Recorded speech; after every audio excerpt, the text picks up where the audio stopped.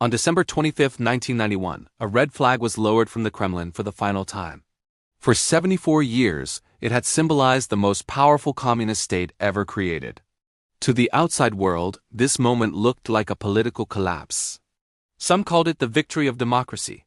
Others declared it the final defeat of communism. Newspapers spoke of ideology, revolution, and freedom.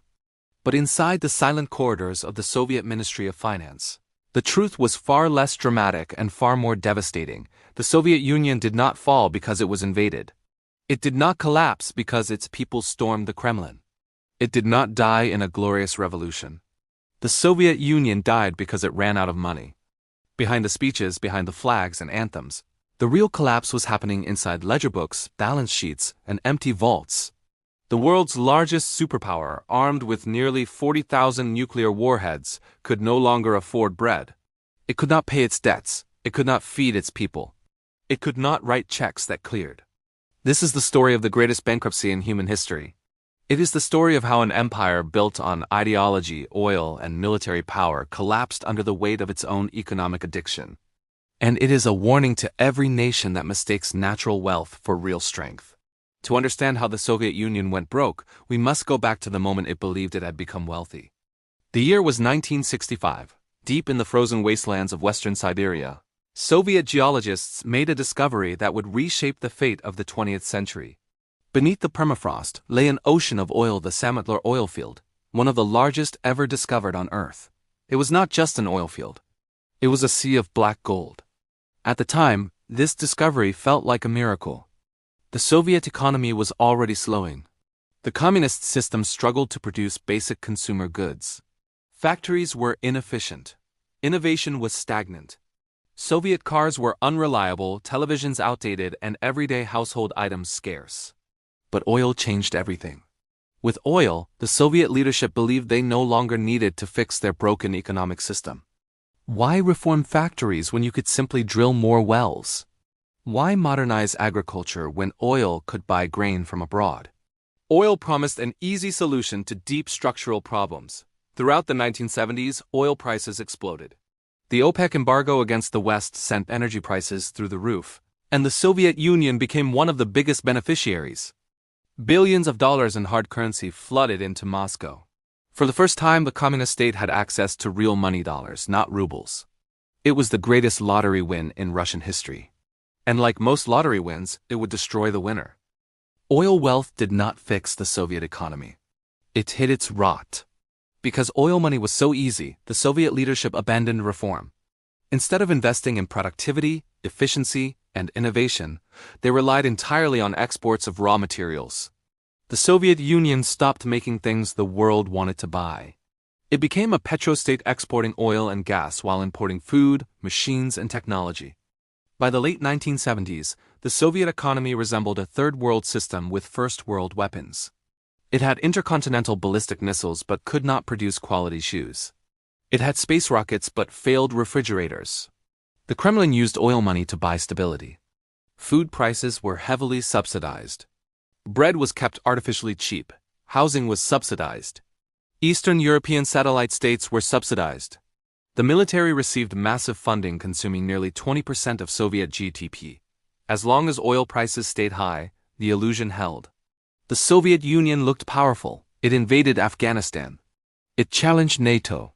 It raced the United States in space. It threatened Europe with nuclear annihilation. But the entire system rested on a single number: the price of a barrel of oil. By the early 1980s, the Soviet economy was completely dependent on oil revenues. If oil stayed above $30 per barrel, the empire survived. If it fell, the empire collapsed. The leadership in Moscow believed high oil prices were permanent. They assumed demand would always grow. They assumed OPEC would always restrict supply. They assumed the West would remain dependent. They were wrong. In Washington and Riyadh, strategists were watching closely. They realized the Soviet Union was not strong, it was addicted. High oil prices were its drug. Meanwhile, the West was becoming more energy efficient. New oil fields in Alaska and the North Sea were coming online. Demand weakened. Supply increased. The market began to wobble. At the same time, another hidden disaster was unfolding. Despite possessing some of the most fertile land on Earth, the Soviet Union could not feed itself. The collective farm system was catastrophically inefficient. Crops rotted in the fields. Transportation failed. Storage was inadequate. Half the potatoes never reached stores. As a result, the Soviet Union had to import grain, millions of tons of it. And the bitter irony was this: they bought grain from their greatest enemy, the United States. By the early 1980s, nearly half of Soviet hard currency earnings were spent simply to import food. The empire sold oil to the West to buy wheat from the West. It was a humiliating cycle of dependency. Still, the Kremlin was not worried. Oil money kept flowing. The party continued. They did not realize they were standing on the edge of a cliff. In 1985, Mikhail Gorbachev entered the Kremlin. He was young, intelligent, and aware that the system was stagnating. He believed the Soviet Union had a cold. In reality, it had terminal cancer. Gorbachev announced perestroika, economic restructuring. He wanted to modernize industry, invest in technology, and make Soviet factories competitive. To do that, he needed money. He assumed oil revenues would fund reform. Then came September 13, 1985. Saudi Arabia announced it would stop restricting production. The taps were opened. The market was flooded with oil. Prices collapsed.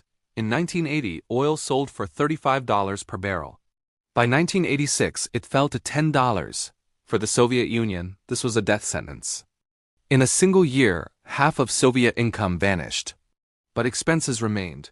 The Afghan war continued. Eastern Europe demanded subsidies. Cuba, Vietnam, and Angola needed funding. Grain imports had to be paid in dollars or gold. The ruble was worthless outside the USSR. Gorbachev faced three choices: cut the military, cut food subsidies, or borrow. He chose to borrow.